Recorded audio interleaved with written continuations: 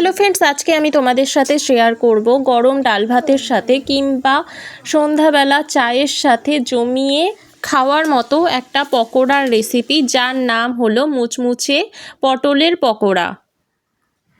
আর সেটা বানানোর জন্য আমি এখন অল্প কিছু পটল ঠিক হালকাভাবে এরকম ছাড়িয়ে নিয়েছি। এখন আমি একটা গ্রেটার নিয়ে নিয়েছি আর গ্রেটারের সাহায্যে পটলগুলোকে গ্রেট করে নেব। এখন আমি পেঁয়াজ, আদা, রসুন আর কাঁচা লঙ্কাকে গ্রেট করে নিয়েছি, বেশি মিহি করিনি। এরপর আমি মুসুর ডাল বেটে রেখেছিলাম আর সেই মুসুর ডালটা আমি এখন দিয়ে দিচ্ছি।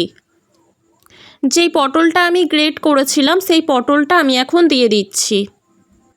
এরপর এতে অ্যাড করব আমি নুন, সামান্য হলুদ আর সামান্য লঙ্কার গুঁড়ো আর সামান্য জিরে গুঁড়ো দিয়ে দিলাম। এরপর আমি সামান্য একটু কর্নফ্লাওয়ার দিয়ে এটা ভালো করে মিক্স করে নেব। এখন আমি একটা কড়াইয়ে তেল দিয়ে দিয়েছি আর তেলটাকে এখন আমি ভালো করে গরম করে নেব।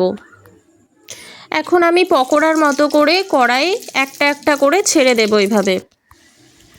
এখন আমি ভালো করে লাল লাল করে পকোড়াগুলোকে ভেজে নিচ্ছি। এখন বড়া খাচ্ছি। কিসের বড়া? এই তো জানি না। জানো না? পটলের বড়া খাচ্ছ তুমি। কেমন খেতে লাগছে? ভালো হয়েছে? এই দেখো। আর দেরি কেন বন্ধুরা, তোমরাও তাড়াতাড়ি বাড়িতে বানিয়ে নাও পটলের মুচমুচে পকোড়া। সত্যি বলছি বন্ধুরা, এটা অসাধারণ হয়েছিল খেতে। ভিডিওটা ভালো লাগলে অবশ্যই লাইক, কমেন্ট, শেয়ার করে দিও। আর বাড়িতে ঝটপট করে বানিয়ে নাও।